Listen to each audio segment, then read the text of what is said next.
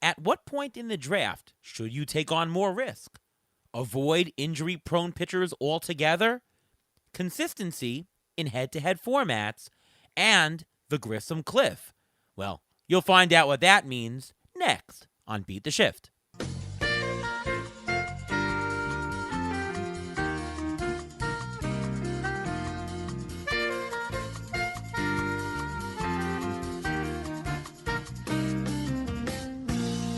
And welcome to another episode of the Beat the Shift podcast. I am your host, Ariel Cohen, and with me as always is Ruvain Guy. How are you, Ruvain? I'm doing great. How are you doing today? I'm doing fantastic. Oh, wow. We got a big trade, which we will discuss later on. Corbin Burnes headed to the Orioles. We'll talk about that later. What's going on with you, Ruvain?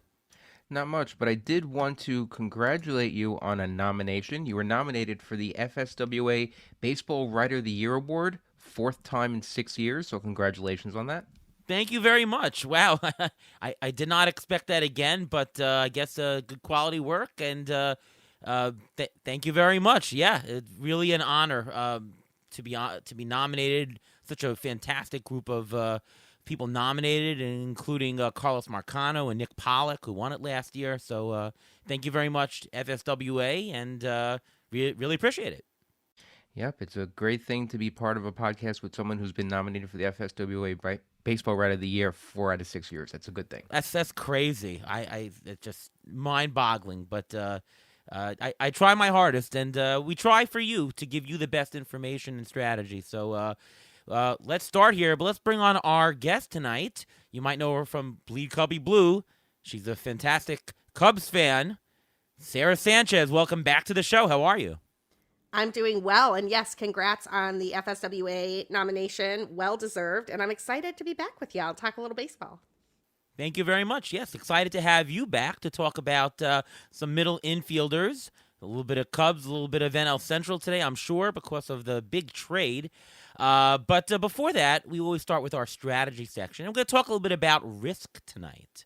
I know it's a big topic with me, and we wanted to get your take on it. So let's start with risk, and we'll start very generally. True or false, Sara?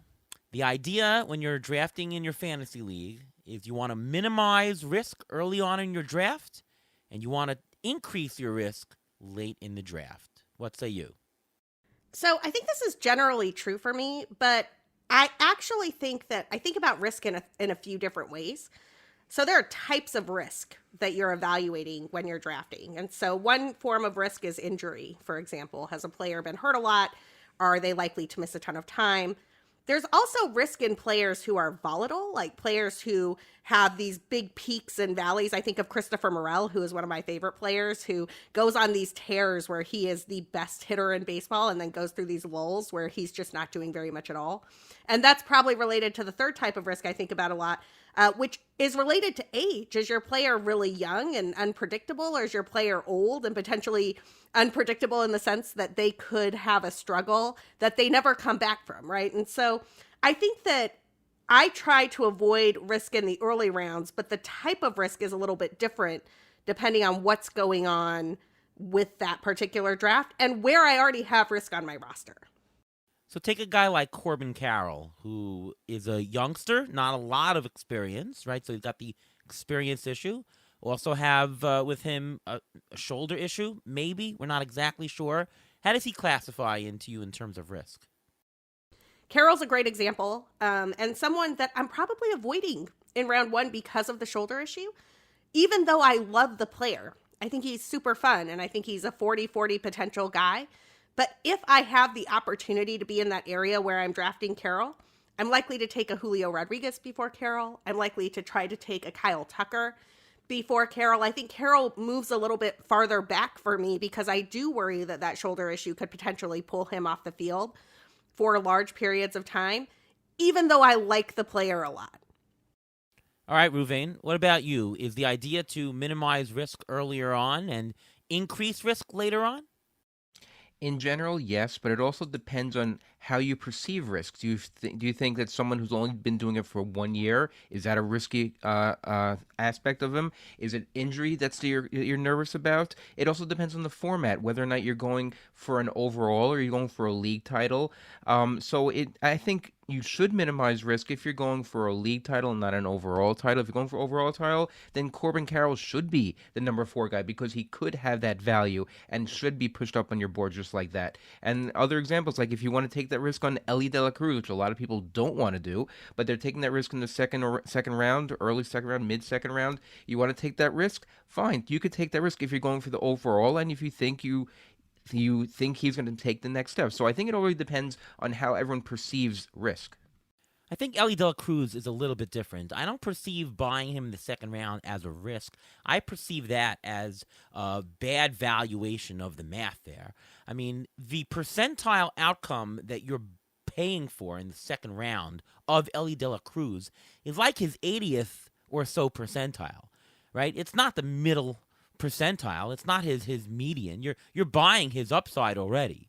That's not a risk thing. That's just a bad pricing model by people buying him. Corbin Carroll's more of a an issue with the risk. Like take a guy like Shohei Ohtani. I'm afraid that Shohei Ohtani will lose playing time because the Dodgers want to rest him. Hey, the Dodgers are going to make the playoffs almost assuredly, but we want him good for down the stretch. We want him healthy rolling into the postseason. He might lose playing time. And I don't know how he's going to react and come back right away from Tommy John surgery. So, I'm going to push him a little bit further because I don't want to take on that risk of what's going to happen. The tenet is correct that you need to lower your risk early on and increase your risk late. I mean, what you want to, there's an old expression. You can't win your draft in the first round, but you can certainly lose it. And really, what you need to do is to buy players with very high floors, so that you're banking statistics. You want to make sure that you've amassed a very large percentage of what the stats you're paying for in the first couple of rounds, and you do that by buying fairly stable players. When you want to pay for people lower down, especially very late, the opportunity cost is very low. If you pay $2 or $3 for a Nestor Cortez. So if he's bad, you throw him away, right? But he could be a league-winning pitcher. So you want to take those risks when they're cheap. It's the law of return on investment, right? You either want to have a big investment or a low return. Any other thoughts? I mean, Shohei Ohtani, I think, is a really interesting example here. And I just wrote up a little blurb about Shohei Ohtani specifically, that he is the player at the back end of round one that I just cannot see myself drafting at this point in time. I think that you're absolutely right about the risk coming back from Tommy John. His worst offensive season in the majors was the last time he came back from Tommy John. But beyond that, there are some playing time concerns, right? Like, what are the Dodgers going to do with him? It really looks like the Dodgers are setting themselves up to rest a bunch of guys, just like you said, for that playoff run. And there are so many players going around him that don't have similar risk baked in. You can take a Jose Ramirez, you can take a Trey Turner, you can take a Juan Soto, you can take an Aaron Judge. The piece that I was just working on, I actually had Corey Seager in that group, and I think Corey Seager's out of that group for me now because there's a risk with him with this hernia injury that he's going to miss, 20 or 30 games at the start of the season. And that pushes him just far enough back that I don't think he's in that conversation anymore. Right. It's not an upside question, right? We know what Ohtani's upside is, right? It's first, second pick of the draft, right? And certainly if he wasn't injured, right, he would be taken number one, right, or number two outside of Acuna possibly. But it's not a valuation thing; it's a pure risk thing. Now, a question for you, Sara: is there a line of demarcation for risk? Meaning, is there a point in the draft where you say, okay, all right, I understand this guy is risky, but I'll take a shot on him? Like, where do you loosen your gauge in terms of, I don't really think about risk, I'm just going to take either people who I like or people who are just have upside? Like, where in the draft do you start worrying less? It's such a great question, and it's not one that I've ever pinpointed before you sent out the rundown today, but I was looking back at the drafts that I've done so far this season, and it looks like I'm most likely to start introducing risky players right around round or 10. I have one ninth round Yanir Diaz that is a pretty risky pick for me as my catcher one. I don't normally go for like the shiny new catcher toy. I tend to like stick with Wilson Contreras or William Contreras or the dudes that I know. But right around that 9th, 10th round appears to be the place where I start introducing, okay, I'm willing to try to take some upside on a guy I believe in. Ruvain, what are your thoughts on this? Do you think 9th round is an appropriate choice, or are you more risk averse or less risk averse? I am less risk averse. I'm probably going to wait until the 15th round. I want to get a good base. I want to spread my risk as much as possible. If you spread your risk, you have a better chance of finishing in the top part of your league. If you're more, usually if you're riskier, there's a better chance that there's going to be an injury, your team's going to fall off, and you may not, get to where you want, or there'll be an issue with a player not performing up to where they're supposed to because you're drafting somebody too soon. Like, it's also risky if you're drafting on, let's say, on the turn, and you want to pick somebody, you don't know if he's going to make it around, so you're going to risk it and you're going to wait for that turn to come back to you and hope that player comes back to you. There's a lot of different things. I usually want to wait to the 15th round. Usually that gives me a good base overall for pitching, hitting. I'll have a basic idea of who my starters are and who I'm comfortable with. After that, I can take whoever I want. So that's more risk averse if you're waiting longer. And I'm that way too. I don't even know if I have a line of demarcation. I'm pretty risk averse the entire draft. I'm good with taking an old, boring guy pretty late. I don't care about taking old, boring guys. That's fine. Where I really say it doesn't really matter, or all right, give it a shot, it's probably about, I'd say roughly around the 15th round also, Ruvain. We're like a $5 level in terms of auctions. Anything less than $5, you're going to be churning with high certainty unless they really pan out right away in your league. So, anything above $5, you're paying a premium. Now, for some people, this might be 10, right? Sara said round 9, that might $10 might be your level.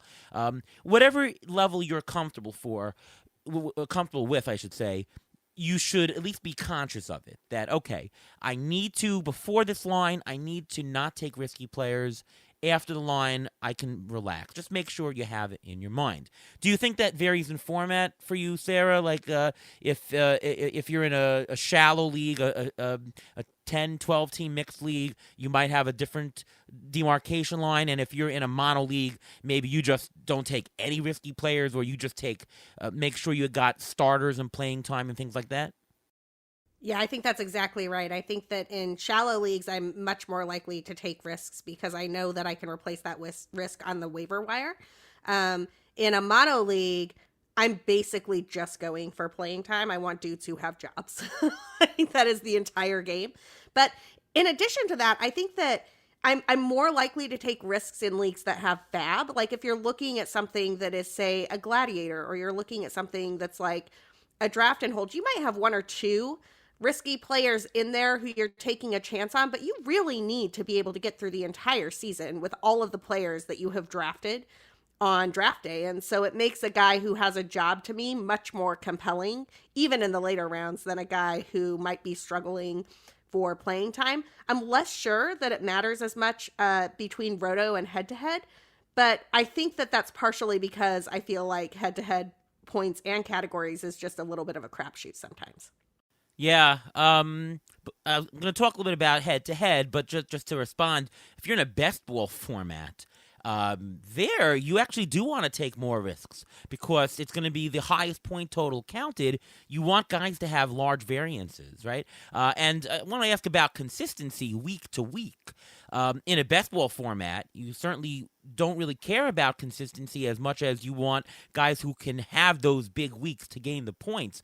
Is that true for you in head-to-head format, Sara, where you want to have consistent players, or are you don't care, you're agnostic about it, or do you specifically want players that have large swings? I do want consistent players for head-to-head formats, and I find that there are tools, especially on Fangraphs, where you can do some player comparisons to get an idea of whose floor is higher over the course of a season. So the thing with head-to-head that kind of drives me crazy is that you don't know what a guy's week is going to look like beyond the schedule, like 5 games versus 7 games, that type of thing.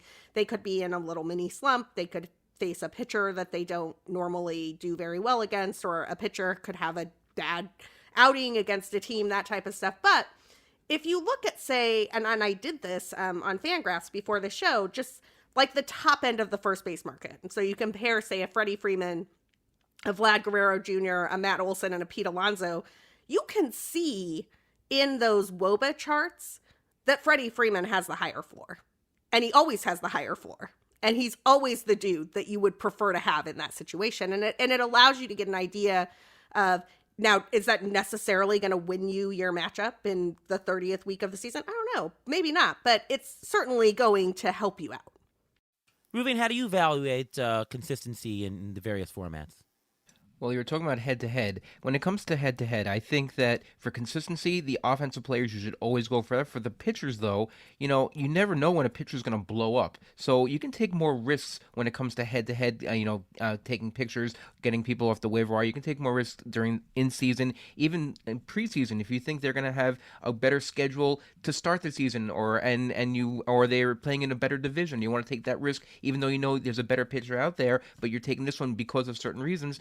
Then you're willing to take that risk. Best ball, obviously, you take not as much risk, but I'm willing to take risk in that type of format only because you got nothing to lose. If basically you got nothing to lose with that.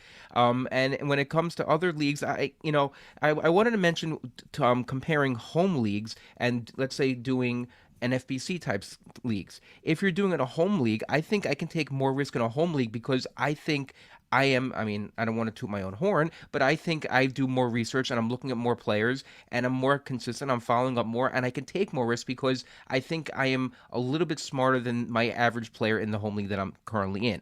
When it comes to NFBC, I don't know if I'm going to do that because I think there are other players in NFBC that are willing to take more risk, so I'm going to be a little more conservative in that type of format. Yeah, well, very interesting points there about the home league that you do have to know your competitors and see what you can get away with and more volatile. And, yes, very true. If you're in a season-long format, Roto, where it accumulates, I won't start crappy matchups, right? You don't want to blow your ERA and whip, right? I don't want to blow my ratios. But if you are in a head-to-head format where it's weekly, if a guy has a bad matchup, okay, you lose the week, or head-to-head points league, you lose the week, all right, but it doesn't torch you for the rest of the season, so you can take a lot more chances. So that does really, the format really does depend on the volatility that you take on. So true. I want to ask a question about injury risk pitchers to you, Sara, and specifically about projections. And one thing I've noticed, and I'm a projections guy here, I've noticed that when you do projections, and I try with ATC, ATC comes out a little bit better with this, I think, than the rest of the projections, is the playing time is always so high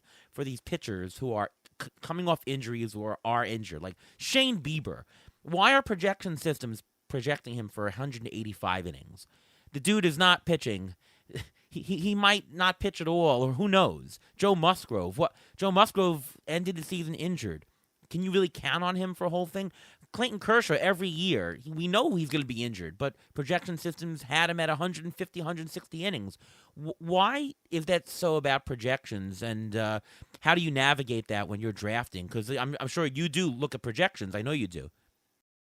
It's such a great question, and honestly, my initial thought with this is it's wishful thinking. We're dreaming on 150 innings from Clayton Kershaw, but I actually think we're just worse at projecting pitching for a handful of reasons at the moment. And Saris in his pitcher rankings that came out earlier this week has a really good write-up about why he thinks that is, just in terms of the mechanics of pitching, the type of risk that is involved for pitchers and that repetitive motion and the ways in which they get injured and the ways in which their arsenals change that truly make projecting pitching really hard. I also think that there's some structural things going on in baseball that change how we can project pitchers and that they're working against projection systems and they're not necessarily baked in. So for example, new strategies with openers or with guys being the long guy or something like that, those are not necessarily things every team is deploying the same way, right? Like the Giants deploy that differently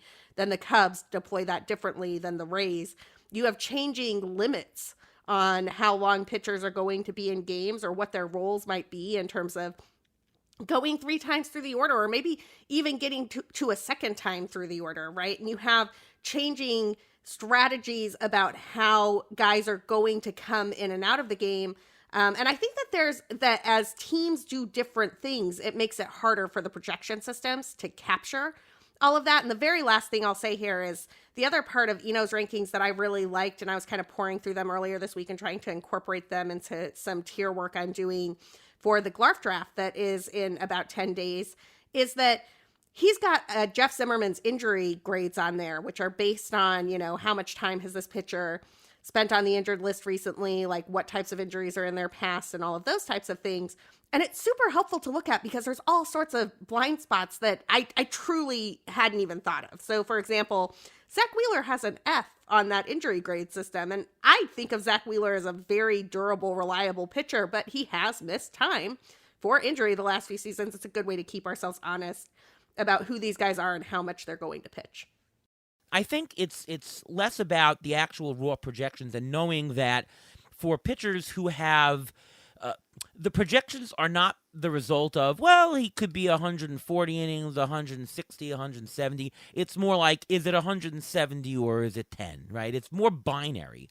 And when you have projections that have a large swing in between, like their process risk or their parameter risk is much wider, the percentiles are much farther apart, you have to price them with a larger risk discount. And I think it's more about the pricing algorithm, and that what we're lacking in the projection systems is that it's not just the raw stats, it's the pricing algorithm, on how to risk discount these players. Ruvain, what are your thoughts on this? Because you're the injury guy, and do you notice that these numbers are always too much inflated, and how do you deal with it? I think they are inflated for this reason. They're comparing injuries to pitchers or injured pitchers coming back to hitters that are injured when they come back. They should not be doing that. If a pitcher has a knee or a meniscus tear, something like that, they're going to be out longer than a hitter who has a meniscus tear. A hitter, they have less issues because of repetitive motions and stuff like that. A pitcher has to do the same motion over and over and over again. A hitter, he has it's a violent swing, but they have one swing and they can, they'll know whether or not they're better. But if a pitcher comes back too soon from an injury or is pushed too soon, their mechanics can fall off, and then they can injure another body part. So that's why shoulder injuries turn into elbow injuries turn into wrist injuries. And I think that people are comparing the injuries similar to hitters and pitchers, and it just doesn't work that way. Plus, pitchers, when they come back from injury, especially when they're end of season injury, they tend to have a lot of setbacks, and much more setbacks than hitters do. You hear that a lot more often. This pitcher had a setback; they're shutting him down. How often do you hear that from the hitters when they're injured? This goes for in season also. It's much more common for pitchers just because of the way they are and the violent motion they're doing 50, 70, 90 times a game. It's just I think that's the reason why, and they're just evaluating them as hitters as the same way and as the same type of injury, and that's the problem. That's a very good take. I'm going to give that some thought because that might be what's going on, is that the model just doesn't do a good job with the manual playing time. ATC, by the way, does a better job than other projection systems on the whole. It does take off more for injury and for missing time. I'll go back to you, Ruvain. We've talked offline and when we draft that, we've been guilty of seeing these pitchers, Joe Musgrove last year, well, what a great discount. So, well, it's a $6 bargain. You got to go for that. Oh, Chris Paddock, wow, you're getting a $7 bargain. Go for that. And we've, Jacob deGrom, there was 1 or 2 years where we bought him, and, we know how that turned out. The question is, should we be just staying away from these pitchers completely? Should the risk discount be more? Maybe there should be a maximum spend for any risk pitcher, right? Okay, a risky pitcher's fine, but only spend $7 and don't bother with anybody. Like, do you think there's a better way of handling these in terms of how you spend and how you approach them at the draft or auction?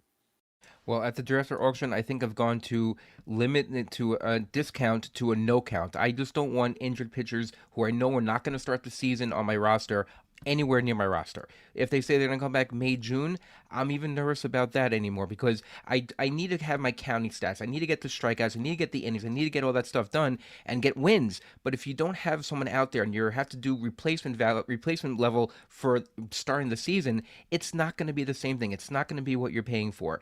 If a if a pitcher's injured preseason during the spring training, I'm more apt to take that pitcher only because it's usually just muscular in nature, and usually they can recover a lot quicker. Like last year with Joe Musgrove, he had a toe injury. We took the discount on him because he dropped like a lead pipe just because he was going to be out for a month. But we knew what the injury was. It wasn't something that it was from last year, and we don't know what's going on. Like Max Fried, he had an elbow injury last year. He missed 2 months. Are you drafting him where you really think he's going to be, or are you going to take that discount? There should be a little bit of discount on him. And if you're not getting that discount, do you want to take that risk of that elbow injury popping up again? Yeah, that's a good question. And Sarah, Max Fried, good example for a pitcher who's going at a slight discount. If he was healthy, you'd say, wow, pounce on Max Fried all the time. Well, what's your take on this? Do you have I'm not buying this list? Do you just say, all right, I'll take a 3-round discount? Do you say, I'm only going to take risky pitchers round 15 and later? Like, how do you handle these kinds of injuries for pitchers specifically? Well, with pitchers, I really don't think that you can just avoid them specifically. I think you would wind up with a roster that doesn't have enough starting pitchers on it because, as Ruvain was just saying, like pitching as a activity tends to injure people. I do think that you can quantify where those injuries are and look at them as to whether they are an injury that was determined by pitching itself or whether it was something else. I mean, a guy like Chris Sale is a really good example here. He seems to get hurt just existing. He is broken almost all of the time. He is also, once again, predicted for like a $15 season by some projection systems. And so are you going to be out on a guy who can give you that type of profit where he is going because of the injury? Absolutely not. Like you have to take some risks with a Chris Sale. But I think that you can pair your pitching risk in ways that you take a Chris Sale, but he's the only guy you take, right? Like you don't take Chris Sale and Walker Buehler and Shane Baz and Tyler Glasnow. Like that might be a very high upside pitching situation, but it's going to be a pitching situation that might throw 50 innings combined if everything goes wrong. You want to take some of those guys with guys who are going to be innings horses who haven't had those types of injuries recently. And hopefully you build your roster in such a way that yes, you have some risk because it's inevitable. You can't avoid it entirely with pitching, but you take that risk in 1 or 2 spots per draft and you pair it with non-risky guys. Yeah, I think that's good advice, that you have to be conscious of the aggregate risk nature on your team, as well as you have to receive the proper discount for such a risky player. I mean, Chris Sale, I think you're going to need at least a $5 discount to roster him. I wouldn't do that. If my number said $15 is what he's worth at, 160 innings or so, I need at least a $5-6 discount on that. And you're right. If you take a Chris Sale, let that be the 1 or 2 risks that you take. And that is true that you can't go no risk, or it would be foolish to say, I'm going to avoid every single risky pitcher, because then you're really going to limit the player pool that you're going to go. Before we move on to middle infielders, is there anything else anybody wants to say about risk? We touched on a lot of topics. Anyone? Walker Buehler? I think we covered it. I think we covered it pretty well. I think the main idea with risks though is that if you have we didn't mention this yet, but if you're in a lot of leagues, you're in 15, 20 leagues, you can have one of those leagues that can roster that exact pitching staff that Sarah just mentioned, because you can do it if you're willing to do that. But if you're only in like a handful of leagues, you don't want to do that, because by July your season may be over. Yeah, that's another separate point, the fact that I call them power drafters. If you have a guy playing the NFBC and you're putting together 15 different teams competing in an overall, you're going to say, I'll take a shot on Sale in this league. I'll take my Musgrove share here. I'll take my Max Fried share here. It keeps the price up or sane for the AAV, right? If nobody was interested in doing that, the price of them would fall even more. It's kept up, of course. Somebody's going to take a share because there's so many. There are players that are playing in multiple leagues, and they care more about spreading the risk of players and differentiating their portfolio and diversifying. Oh, we'll take this injury risk here. This one will make a safe team. This right. They're doing all sorts of different things, hopefully hitting on one of them. That it plays very different than the advice that we're giving you. We're giving you advice more geared, I think, towards a standalone league. But if you're playing the game differently, it's very, very, very different. Right? Make sense? Yep. I think that makes perfect sense. And I'm so glad that Ruben brought that up, because one of the things I think about is, look, I'm happy to take a Shane Boz once out of like 10 drafts. I will take him on one team. I don't need him on 15 teams. Yeah, I like drafting, not that I like drafting the same player on every team, but if the guy is a large value, I want to take him more, right, just by propensity. But you do have to watch yourself more on the risky players. All right, let's talk middle infielders. This is our middle infielder preview show, our final preview of the batters for Fantasy Baseball 2024. So let's end off with middle infielders, and as we do for all these shows, let's just start out with our general middle infield player pool observations. Sara, take it away. What do you spot here that comes to mind when you're looking at middle infielders for 2024? Yeah, there's a couple of really interesting things going on here, and middle infield is super deep in terms of the second baseman and shortstops that you can roster who are valuable. In fact, I was looking at ATC projections earlier today, and 28 players are worth at least $10 in value at middle infielder. But every team needs to roster at least 3 of those guys. So depending on your league size, it's 30 guys in a 10-teamer, it's 36 in a 12-teamer, it's 45 in a 15-teamer. And so there's still going to be some fighting down at the bottom of the pool there. I feel like there is kind of a cliff right around where Vaughn Grissom and Luis Rengifo go that starts to make me nervous, because I'm very skeptical of the playing time Jonathan India and Brandon Lau are going to get. Like, those are 2 players I don't really want to have to roster every single day. They're players I'd rather stream. And so once you get to that Vaughn Grissom, Luis Rengifo level, I think you have to start being pretty cautious. Yeah, I agree with that. That's a great analysis. Yes, very, very deep position. Now, at the very, very top, you got Bobby Witt and Mookie Betts. They're the super elite middle infielder. You really only have one elite middle infielder. It's Trey Turner. But then after that, you have such a cluster of players that are valuable, but all together, I mean, to me, that tells you that you should not overpay for middle infield, right? Because if there's 10 guys between $17 and $21, it really doesn't matter which one you get.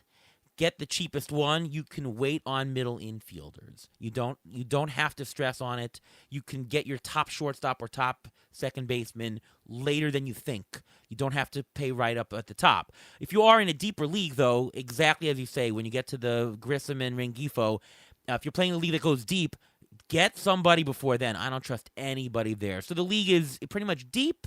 It's wide at the bottom, but in the roots, there are no roots. There's nothing down below. There we're talking outfield, more corner infield territory in the deep league $1 players. Ruvain, any thoughts to add? Yes, I think I'm a lot more comfortable taking that $1 infielder at the end of the draft than taking that $1 outfielder. I think there's more paths for profit with that $1 middle infielder than the $1 outfielder. So I'm probably going to bulk up on my outfield, make sure I have my outfield done already, and then I can go toward the bottom of the infield and be pretty comfortable with it. Yeah, totally agree on that. Position scarcity. It used to be that middle infielders, you had to pay up. Can we all agree that the days of position scarcity for middle infield are over? Yep. Yeah, I agree. Yes. Okay. Are you comfortable paying any price point for middle infield this year? Are you comfortable, Sara, with getting 2 $1 middle infielders and bulking up everywhere? Or do you like spreading your middle infielders all throughout the draft? I like spreading it around a bit. I actually like that $10 tier quite a bit. I think there's some really interesting players who are right in that like $10 to $15 range, and I'm sure we're going to talk about some of them in a bit. And I want to have one of them. Like, I want to have a shortstop or a second baseman who is in that upper tier. I want to have one that's in that middle tier. And then when you start to look at like the $5 players, anybody right around that like Grissom Rengifo area, like I'm fine adding that guy as my middle infielder, but I don't really want to wait much longer than that because last year I went pretty sparse at this position. And I had a team with Corey Seager on it, and we all know Corey Seager missed like the first 6 weeks of the season with an oblique injury. I found myself on the waiver wire the first weeks of the season praying for Mauricio Dubon.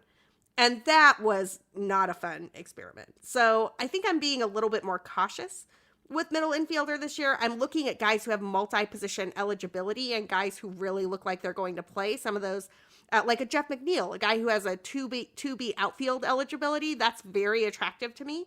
And I think that I'm willing to sprinkle it throughout, but I'm not quite throwing caution to the wind the same way I did last year. Yeah, I think this year playing the waiver wire for middle infielders is not as good as in other years.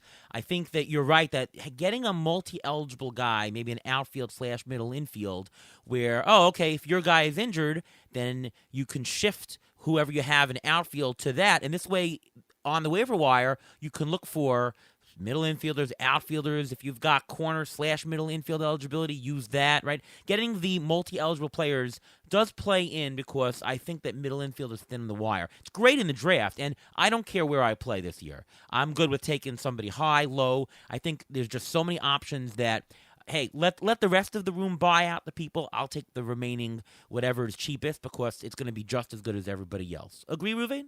Yeah, that's exactly what I was going to say. Take the value toward the mid part of the list of the middle infielders because the top guys, especially in an auction, they're going way too high right now. I think if you wait a little bit, you wait and you get to, let's say, the Nico Horner. I can stomach that. I know you like that a lot, Sarah, but Nico Horner, I like that. I like that level right there. I like the Gleyber Torres, who's a safe guy. I like the middle part. It's definitely safe. Listen, if there's a bargain higher up, I have no problem taking that, and I'll take one of those middle guys or the guys who are worth $10 or $11 also, because those have great value as well. All right, and just to set up the position finally, are there any specific stats that you feel that you need to get from middle infield? I kind of think that you need at least some steals in your middle infield. There should be one dedicated middle infield steal spot. Do you agree? I definitely agree on steals. And the other thing that I look for from this spot is average. I feel like middle infield is where a lot of the guys who hit like 270 and above play. And if you aren't getting average from your middle infield, you have to get it from your outfield. Those are like the spots where you can get average. Agree. All right, so let's do some ATC undervalued players. As we do on the show, we focus in on some possible bargains as ATC predicts. So let's start at the top. Now, this is not a dollar bargain, but Bo Bichette is close to par value, $1 or $2 of a premium that you have to pay. But when you're all the way up top, it's worth considering. Bo Bichette he had been a $25+ player before then. He was going as high as like 5th overall pick a couple of years ago, but now he's going a lot later. He's going almost in the end of the 3rd round. Same player. He didn't steal this year. Maybe he was injured. What's your take, Sarah, on Bo Bichette? Is this a good value? Is this a guy that could earn 1st-round value that you're getting 2 rounds later? I really like Bo Bichette, but I am worried about the stolen bases. It seems to be a deliberate strategy to not have him run as much. And so what we were just talking about, if you're planning on getting steals from your shortstop, then Bo Bichette might not be the dude that you want to take right there, or you have to figure out a way to get those stolen bases from some other slot. So maybe you picked an outfielder that has a lot of steals, like you have a Julio Rodriguez or you have a Corbin Carroll on your team. You can take Bo Bichette later. Everything else looks great to me, honestly. And the one thing that I was a little bit concerned about before I dug into the numbers, it kind of looked like the power fell off for him, which is a thing that had happened to a lot of Toronto hitters. But on a game-by-game basis, it really didn't. He was still on track for a 25 home run season. So I think Bo Bichette is a great value, and I would love to have him on some of my teams. And we talked about batting average. Who can tell me the last time that Bo Bichette hit under 290 in a single season? Never. Yeah, never. That's right. That's exactly how I was going to start. That he's never hit below 290. He had a higher line drive rate. He hit less home runs because he had a lower fly ball rate and he was hitting the ball on the ground more. He also dealt with knee and quad issues, which may have affected his stolen bases. But what's very odd, though, he had 3 stolen bases before the injuries and 2 after. So he wasn't really running that much. Where he's going right now is a great value, I think. Last year, by the way, I'm talking about the stolen bases, ATC projected him for 10 I'm sorry. This year they're projecting for 10 stolen bases. Last year they only projected for 16. So the fact that it's only gone down that little, he's still, to me, he's still a second round value. He's just getting knocked out of the top 2 rounds by players who are being pushed up. I think that he's got an extremely high floor. Like what he did last year, and he batted, 300 as he usually does. 20 homers, 5 steals, 73 RBIs, 70 runs or so. That's a floor for me. That's or at least closer to the floor. Like I can't see him bottoming out and not being worth much. So in that respect, in the 3rd round, you're getting a guy who could have returned first round value and won't lose a ton of value from that spot. I think it's a great pick for him. I think it's very low risk. The ATC interprojectional standard deviation agrees. 1.8. That's really projections are basically within like $2 of each other. I really like Bo Bichette for that. Now I wish he was priced a little bit cheaper, but even at a $2 premium, I think it's a very interesting buy. Let's talk about Nico Hoerner. Well, you got to start with Hoerner. I'm like, can you hear me smiling from here? The thing with Nico, there's so many stolen bases, and I'm here to tell you that he's going to run more as long as he's healthy. He tweaked his hamstring in early May of 2023, and I went back and looked at his month-by-month stolen base numbers, and in fact, in May, June, and July, he ran about half as much as he ran in April and August on. I actually think that if he is healthy for the entirety of 2024, he's going to clear 50 stolen bases easily. He has an incredible success rate there. And the thing about Nico Hoerner, he's got a hit tool that is very similar to what we were just talking about with Bo Bichette. He hits 275. He hits 280. I actually think there's a 300 season in there. He's kind of tailed off a little bit. In some of those years, he's always going to hit low. In the Cubs lineup, he's going to score a ton of runs. It's a little pricey for me at this point, and I find myself getting more Matt McLain than I get Nico Hoerner because I like the power-speed combo that you get from McLain. But I really like Nico Hoerner here. Excellent pick. Gold Glove defense. He's never losing that spot in the lineup. I think for a 5th-round pick, he doesn't have enough power to justify the spot. Less than 10 homers is not a great projection. Now, it's interesting you say that you think it's 50. So you're telling me that 43 steals from last year is closer to like a median and not an upside, is what you're saying. I am. And he has talked about wanting to run more as part of his game and part of his strategy. And that little lull where if you go back and look month by month, I think he was 10 for 12 in April, and then he was like 6 out of 6 in May, 5 out of 6 or 5 out of something like that in June. Like there was this very clear lull right after that hamstring situation. And I truly think if he is healthy, he'll just run the way he did in April and the way he did in August and September the entire season. All right, Ruben, what are your thoughts? Well, he's only one of 4 players who've had a total of 60 or more stolen bases over the last two seasons. The other 3 is Acuna, Witt, and J-Rod. So he's in great company with that. He's a 280 career hitter. He hits the ball on the ground 47% of the time, and he hits it to all fields. He doesn't hit every field. It's 29% at least to each field he hits to, which is great. And he bats either first or second. He started off first, then he batted second. If he's batting at the top of a lineup and he gets on base, he's going to run like crazy. And I have no problem taking him here, even if I have to I'll pay a little bit more because you know what? This is 5th round, 6th round. I'm willing to pay a little bit more for steals. I'd rather pay for steals here than in the 1st or 2nd round. Yeah, we talked about Hoerner with you last year on the show, Sara, and we mentioned that, because of COVID and because that he was injured in the minors, the projections for him for the first couple of years just did an awful job of explaining how he was. And we caught on to that right away. And I had Hoerner on a bunch of teams last year, and whoever had him on the fantasy team was obviously rewarded. The comp here is Stephen Kwan, but with with a lot more steals. The only thing that bothers me about Hoerner is the price. Is that I just don't like the spot of being in a hole in the homers, in a 5th-round pick for a guy with single-digit homers and, not that many RBIs. Obviously, he's going to have enough runs, so he's more of a 3-category guy.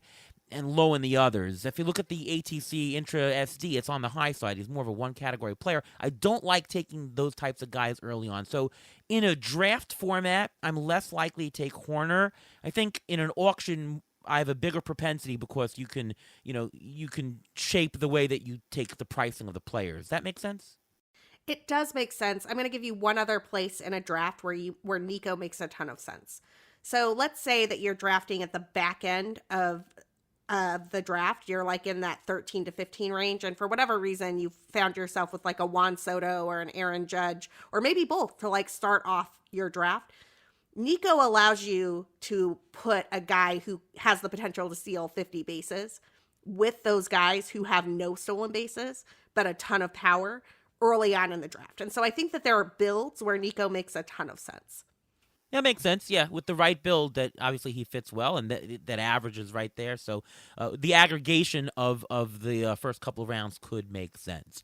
Ruve mentioned earlier Gleyber Torres. Is it Glaber or Gleiber? I always say Gleiber. That's one of the quirks of this Beat the Shift podcast here. But I'll stick with it. Gleyber Torres, the lowest Inter SD there is, 0.15. In terms of dimension, we'll be releasing a new stat here. He's a 4.8 dimension. So we would talk about like one category players versus 5 category players. He's so close to being a full 5 category player because he just has strength in every single category. Obviously not as much as Acuna in each, but he's very spread, very flat. Gleyber Torres is going for a $1 bargain. You're getting a base in every single stat. He's been worth $17, $18 every single year, the last couple of years, and he's going lower than that.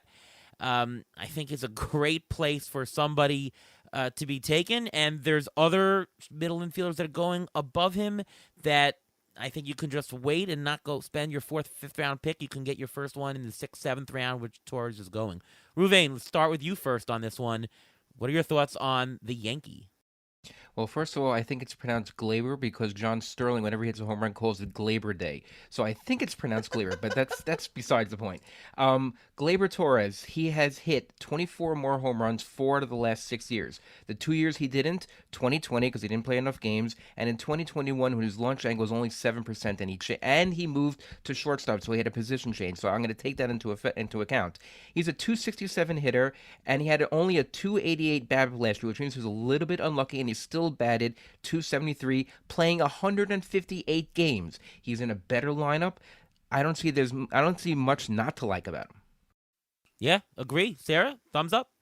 I'm pretty sure it's Glaber too, and the only reason I think I know that is because he came up through the Cubs system. He was traded over to the Yankees. I think that was the Chapman deal. Chapman trade. Honestly, in 2016. Yeah, so I love Gleyber Torres, and I have him in a couple of different places. I think that he goes 30 picks after Nico, and they basically return similar value. They just do it slightly differently, right? Because with Nico, you're really going for that plus steals play, and you're looking for a slightly higher batting average. They're going to give you the same number of runs. They're going to give you the same amount of playing time. With Gleyber, you're getting some power. And so if you have put yourself in a situation where that extra 15 home runs is important to you at that point in your draft, I think that Gleyber is a much better play for you at that moment. I love him, and I think he's an incredible value here. Well, the important thing we've learned is that it's Gleyber Torres, and I want to just say goodbye to Gleyber on the show. Sorry, here. Gleyber. Yeah. Rest in peace, Gleyber. Well, that's it for Gleyber on the Beat the Shift podcast. I thank you all and take a bow for that. I will mispronounce Jacob deGrum's name though, because he. We call him in our household DeGrum the Bum because we went to my wife took the kids to spring training one year, and he snubbed them and just wouldn't come over, and no, I don't want to talk to you. I'm not the so we don't like DeGrum. I call him DeGrum the Bum, but we'll say goodbye to Gleyber. Hello, Gleyber Torres. Excellent pick for 2024. And before we continue, we're gonna go to the Injury Gurus trivia of the week. Now, we've been talking about how great batting average is in the middle infield. So I did some research, and I looked up the top 10 MLB players' highest batting average over the last 3 years. And of the top 10 players in baseball with the highest batting average over the last 3 years, 5 of them are middle infielders. Can you name them? Do I get to start? You can start, yes. Can I go with Luis Ariz? Luis Ariz is number 1, yes. That was Good the easy pick. one. Layup. That was a layup. That was easy. I'll go with Bo Bichette. Bo Bichette, yes. He was number 4 overall. Okay, Jeff McNeil. Did not make it. He had a very down year last year, which affected his average. That's true. That's a good question. Let's go with Corey Seager. Corey Seager did not make this list. Think Okay. Phillies. Think Phillies. Turner. Ooh, Trey Turner. Phillies. Trey Turner. Yes, Trey Turner. There's the number 10 guy you're not going to get. That's Jose Altuve. People forget about him. But his batting average is up there. And the guy we're going to talk about next, Xander Bogaerts. That was who I was going to guess next. Well, I said go Phillies. I knew the answer was going to be Bogarts. See, what happens, folks, on this show here is I don't actually know the trivia that Ruvain's going to give, but he tells me where he wants to put the trivia, and so he says, put the trivia by Bogarts. So I sort of knew that the answer would be Xander Bogarts. I didn't want to say But it. Well, the before other the pod- names I didn't know, of course. Before the pod, I did say you could also put it by Bichette, but I decided to keep it by Bogarts because I wanted to talk about Bogarts because he's the boring 31-year-old player Yes, he is. who hits medium or hard contact 84% of the time. He's his batting average is solid, very solid. He almost went 20-20 last year. He had 19-19. I mean, even without Juan Soto in that lineup, he's still gonna hit for average. He's still gonna get you close to 15 or 20-20-20. So where he's going right now, I think he's a bargain, and I think he's a buy. When's the last time he hit below 270? Based on what I was just saying, I'd probably say never. I was going to say never too. Well, because we threw that other thing about Bichette there, the answer is 2014, but that's like never, right? It was a I decade mean, ago, yeah. Yes. He's fantastic. Bogarts was a guy that I used to take in the 4th round very confidently every year. Of course, that was in the bouncy ball days when he was hitting 30 home runs a pop. It's a little bit different. He doesn't hit quite as much. Do I believe that he's going to have 19 steals again? No. Do I believe he'll have 10 to 12? Yes. So I'm pretty confident that I know what his skill level is right now. I think the projections are pretty much what he is, and if you value it against the market, it's a bargain. To me, he's the perfect guy in an auction to take. I just, there's a couple of middle infielders that are a couple dollar bargains. Bogarts is one of them. And you take the one that goes if the AAV is $13 and they're all worth $17. I'm gonna get one of them. It's a hot spot. Xander Bogaerts is a part of it. The only ding I'd say is that the run production, that I don't know because the Padres are not as good a lineup. Juan Soto is out of here, so the runs could be slightly down. To me, that's the only ding. Otherwise, I know what his profile is. Sarah? I have 2 concerns about Xander Bogaerts, and it's the reason that I don't have a ton of him right now, but I agree with everything both of you said. And in fact, I also was looking at those 19 stolen bases at age 30 and where has this Xander been all my life? The Red Sox are my AL team, so I've been watching Xander a lot over the years. Hit the wrist injury that he was dealing with, that he got cortisone shots for both in spring training and in May, gives me a little bit of pause. I want to hear more about what happened with that wrist in the off season, if anything, mainly because I don't know how long you can just keep injecting cortisone into something until it really, really breaks. I know that every 6 months. The answer to that is every 6 months. I can tell you medically, I don't do knee injections more than every 6 months. So yeah. Yeah, so I was a little bit nervous about that. And I also noticed that his average last year was bolstered by 417 that he smashed in September and October. And that's a great sign. I'm really happy about it. I'm particularly happy about the fact that he only lost about 15 points of batting average moving from Fenway to Petco, which strikes me as one of the worst his contact rate you can make. Right? Contact rate went up. He had a lower Yeah. BABIP than usual. I mean, the batting average should be stable. If you don't think he's a 290 hitter anymore, sure, but 270 plus for sure. Totally agree. I'm a little bit nervous about how his hard hit rate has been dropping over the last 3 seasons. So it was at 43% according to StatCast in 2021. Down to 39.5% in 2022 and 34.9% in 2023. And I think that's that wrist injury. And so I just want to know a little bit more there. But I love Xander. He's an excellent hitter. And yeah, he's a great value here. So the next player, just literally in the last 30 minutes, we might change our opinion. His name is Willy Adames. He wasn't traded, but the Orioles just got a package that included some nice prospect shortstop. And the signal that they traded Corbin Burns means that they're probably going to trade him. He's probably one of the bigger assets they have left to trade. But before this, the discussion, Willy Adames, to me, looked like a really great buy here. So undervalued. He's one of the guys that he had a very good year in 2022. Not such a good year last year. Probably somewhere in the middle, but you don't have to pay that price. You're paying for last year's down price. One of those. I love those guys who good one year, his price went too high. You don't buy him. Then he goes down. Up now you buy him the following year. So and he had a concussion last year, so that messed with him. So we know, I think, why it happened. Adames is 25 to 30 home run power. He can steal half a dozen steals. Not gonna give you anything with the batting average, but maybe he'll get to 250. Maybe he'll have great run production. So it's a good, boring buy.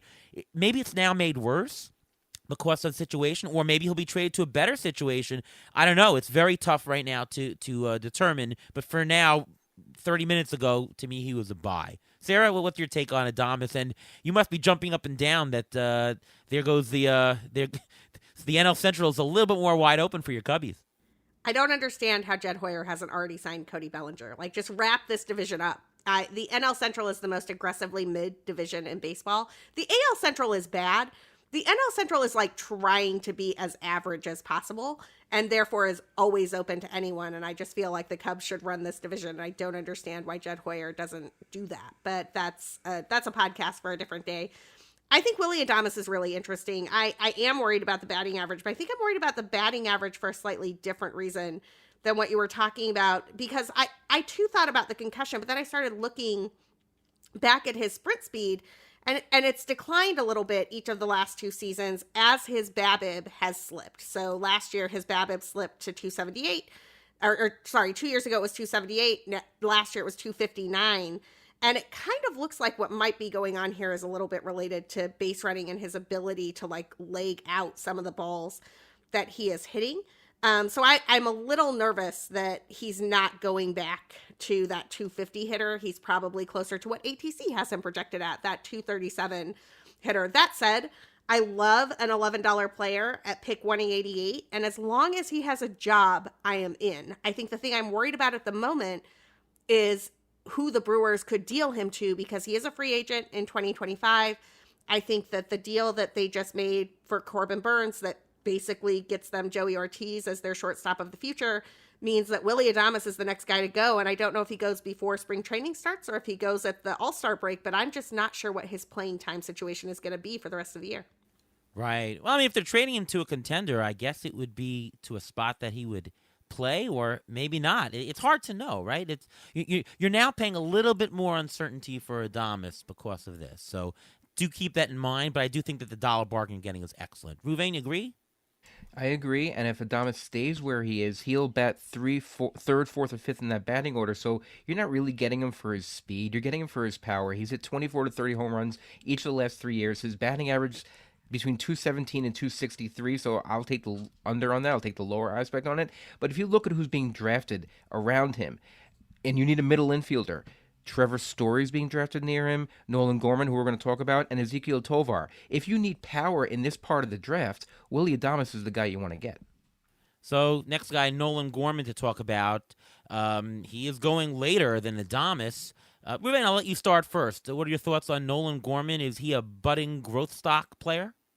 He is, and he also dealt with injuries last year. He had a hamstring injury, he had a back injury. He only played 119 games, and he still hit 27 home runs. And this is not an aberration for him, because in the minors in 2021, he had 25 home runs, and in 2022, combined in the majors and minors, he had 30 home runs. What I'm concerned about is his K rate is at 32, but he had the same K rate in the minors, so I don't know if that's, if it concerns me too much. His walk rate has gone up since the minors, and he's hitting a fly ball almost 50% of the time.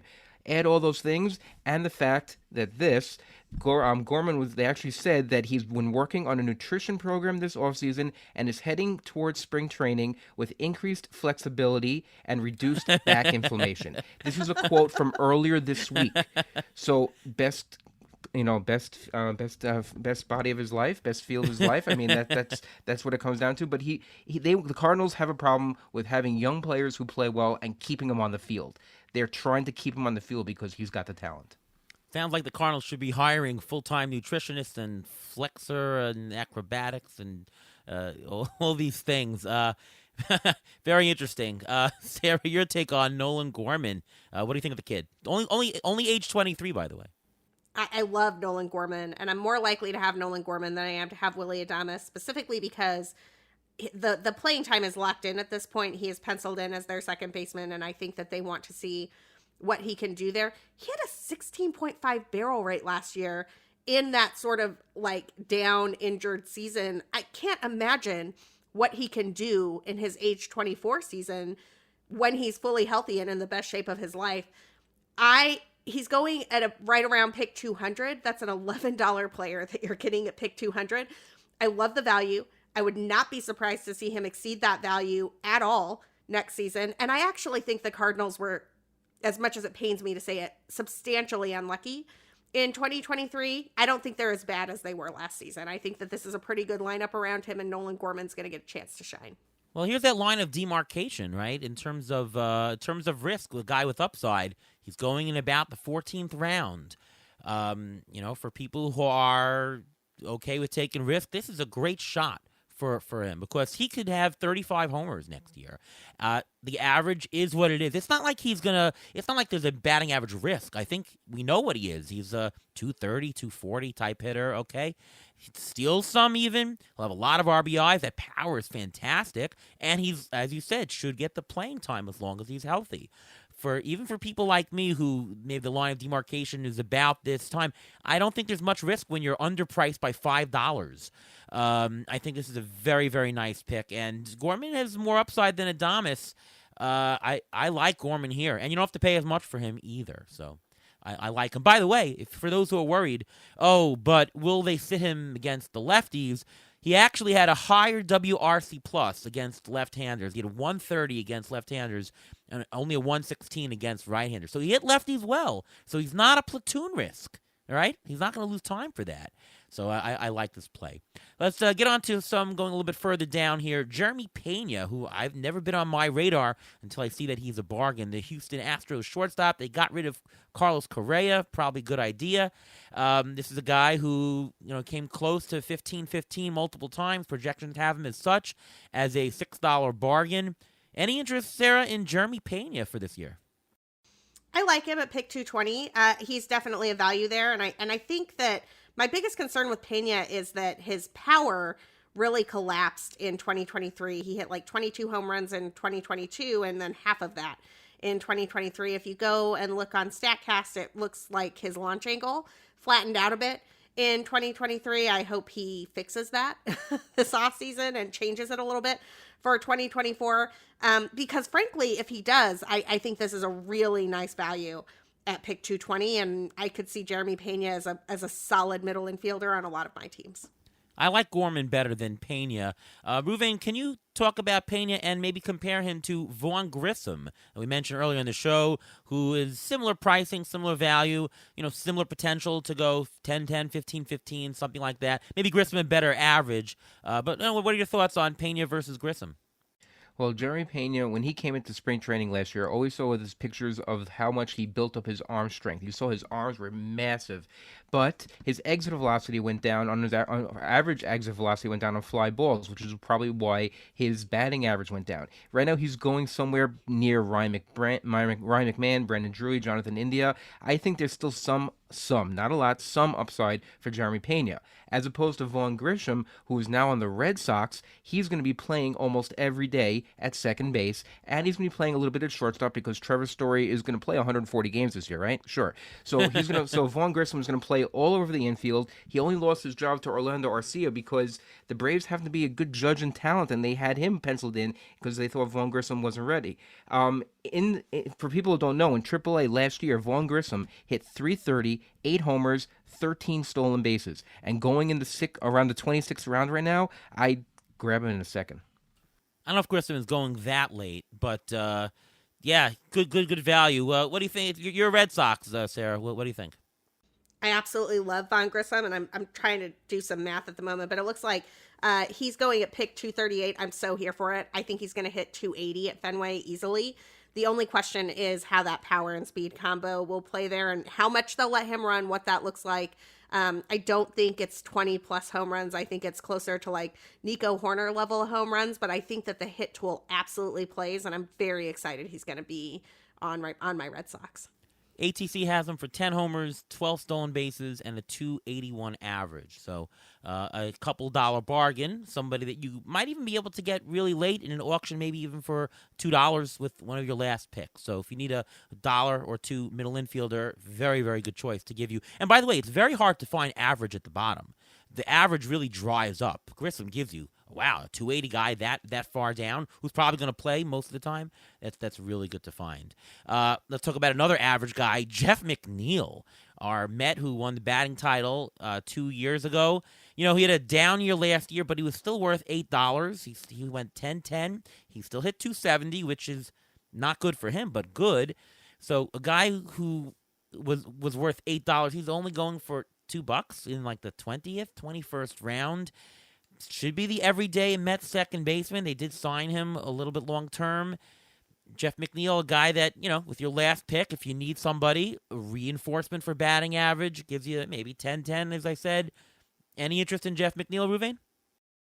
There is, but there's also injury concern. I mean, he had surgery. He did not have surgery. He has a partial UCL tear, and they decided not to do surgery. So there's a possibility that he'll be injured again sometime this year, but we were able to see that Max Muncy was able to play through a similar injury as well. Now, obviously, they're different types of players. McNeil is more hitting for average. Last year, his BABIP was 288, and that's low for him, and that's why there could be a bounce back for his batting average. He had an increased launch angle and hit more pop-ups to the infield, which just means that he was just pressing a little bit more, I think. And I think the elbow injury, was bothering him more than he let on, and I think that affected his batting average. Any take, Sarah?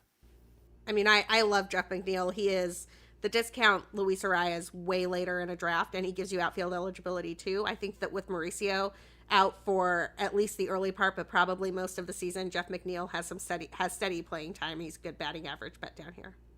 You know, we didn't mention Arias as being a bargain. That's because he's not exactly a bargain. Maybe he's going par value, but is Arias a good pick? We're talking about middle infielder. Is he a good pick for this year? He's so one category, or maybe two if you want to count the runs. Is it wise to spend that much on a batting average only guy? And by the way, batting average is usually fickle. I know it's Luis Arias, the greatest batting average guy we have today, but is that worth it, putting all your eggs in basket for that who's going to give you absolutely no power or no...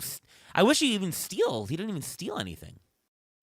I think Arias is a very build-dependent player. And so if, for example, you took the risk on, say, Kyle Schwarber and his 50 home run upside early on, and you need somebody to equalize that, Arias at pick 163 is a perfectly fine guy to invest in to equalize what you did with your Schwarber pick earlier. But I don't love him exactly where he goes. I think that there are lots of guys who I'm way more likely to be in on there. And I'm not in on Arias in most of my leagues at the moment, but I understand that there are certain moments where he makes a ton of sense. Yeah, so as you're going through the draft, there's one team that says, well, Arias fits me. Let's take him. That's sort of the way it goes there. Not only that, when you have him on your roster, you're less concerned about who you're picking up on the waiver wire because his average will balance out with their averages as well. So it's not just flexibility for a build, but it's flexibility for in-season picking up low average players on Fab. That's true. You can't get enough batting average because it's not available really late. So, as we said, two more guys to go through quickly. Jorge Polanco just traded to the Seattle Mariners.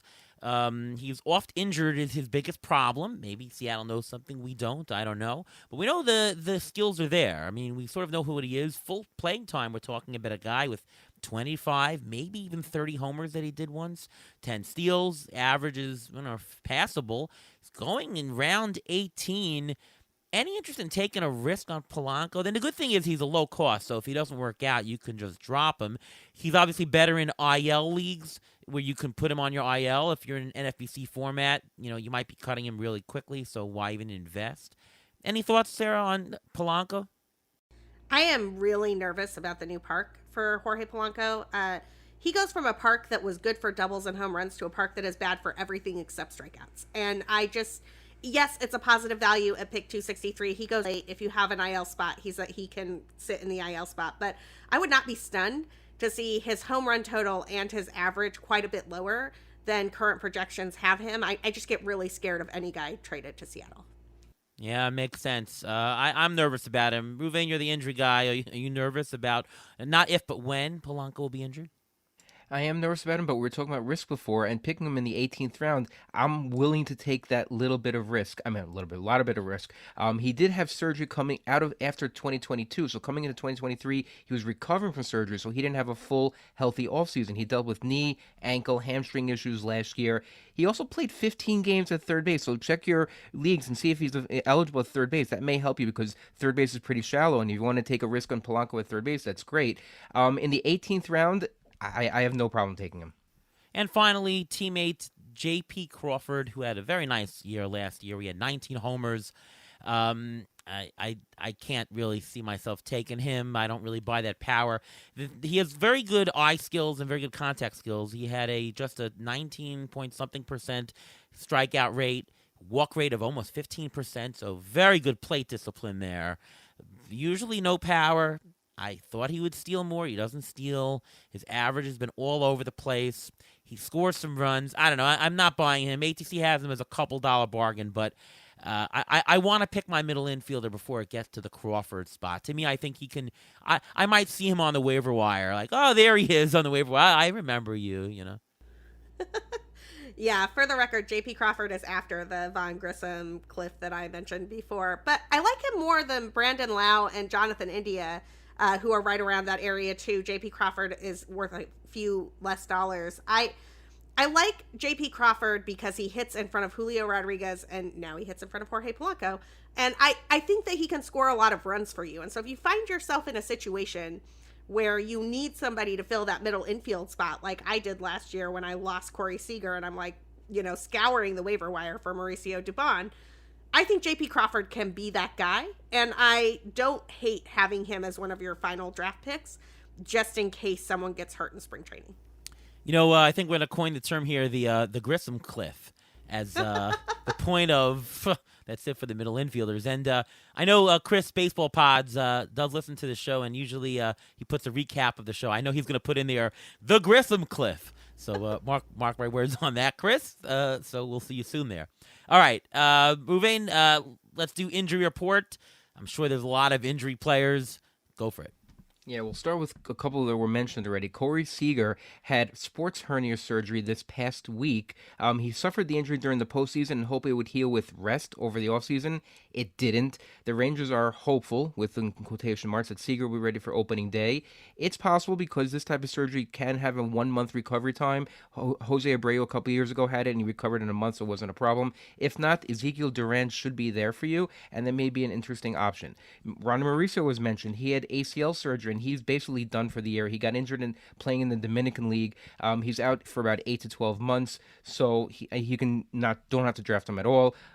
Teammate Francisco Lindor had elbow surgery to remove a bone spur over the offseason. He played with the elbow injury for the whole season. He should be healthy for spring training. Jake Cronenworth, if you want to go after him, he was not expected to have surgery. He had fractured wrist. He's healed from it. Shouldn't be a problem. And another guy who you may want to think about, and I don't know how much risk you want to take on him, Gavin Lux. He's on track right now, coming back from knee surgery. He should be the primary shortstop for the Dodgers. I know he's batting ninth, but that may be a risk you're willing to take.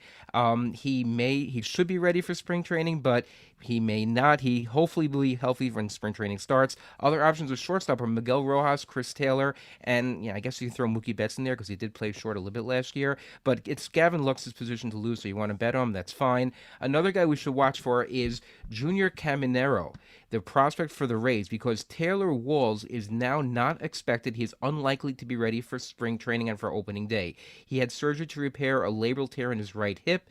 He was initially they thought he would be ready for opening day. Right now, Jose Caballero is penciled in to be opening day, but Junior Caminero is one of the top prospects in baseball, and he does play shortstop in the minors. Well, I knew it was going to be a good show when we invited Sara, and it certainly was. And I want to thank you so much, Sara, for coming on the show as you do every year. And thanks so much. And why don't you tell everyone what's going on? What is it? What do I hear about this? A family feud, a fantasy feud podcast with Shelly. I started watching the PitchCon Rewind. What's going on with this? Yeah, super excited about it, and I hope both of you will come join us at some point this season. We would love to talk about the ATC projections and talk about injury risk and more on Fantasy Feud. Shelly Verstrate and I have a new podcast at Pitcher List. We debuted at PitchCon last week. It is called Fantasy Feud. It should be in your Pitcher List feed soon. And we will be weekly just looking at the biggest debates in fantasy baseball. So we're going to take a kind of different track on this than some other shows, rather than going through every single pick or every single guy or what's going on every waiver wire pickup. We're going to look at 4 or 5 of the biggest debates and invite guests on to make their case for their controversial takes and just hash it out fantasy feud style. Well, I can't wait to listen to this show. This is fantastic. I wasn't able to go on live and listen to it when it came out, and there was no rewind until literally today, I think. So I'll have to put that on my calendar and listen the whole season. What else you got going on, Sara? Still doing Cubs stuff at bleedcubbyblue.com. If you are a Cubs fan, definitely follow my writing and podcast work there. I'm also still writing for Baseball HQ. I've got the Playing Time Tomorrow column for the NL East, so covering a lot of your favorite team, the Mets. And so, yeah, just looking forward to the fantasy baseball season, getting ready for my drafts, and definitely check out the new show, though. I'm pretty excited about it. Yeah, same here. And looking forward to reading that. We just had the voice of the Mets, Keith Rad, on our podcast last. If you haven't heard that episode, it's a really good one. So take a listen. Ruven, what about you? What do you got going on? You can follow me on Twitter, X, whatever you want to call it, at MLB Injury Guru, where I tweet out injury updates as they come. I also have an in-season article for Rotoballer, which discuss all the injuries and who's up next. And I'm Ariel Cohen. You can find my written work over at Fangraphs, over at Rotoballer. The ATC projections are now up on multiple sites. It's up on Fangraphs, CBS Sportsline. It's up on Rotoballer, and now also up on RotoWire. So we're getting all over the place. Right now it's up on the player pages. More to come on the RotoWire site as draft season unfolds. Very, very excited to work with those good guys over there. You can follow me on Twitter X at ATCNY, the shortest handle in all of fantasy sports, tied with Ray Murphy, who we figured out also has a 5-letter name. But anyway, that's the story. ATC projections were named by Fantasy Pros as the most accurate projections in the business for the 5th straight year. So very excited. So much going on. And once again, thank you, Sara, for coming on the show. Sara Sanchez, once again, everyone, thank you so much. And from all of us here at Beat the Shift, we'll see you next time.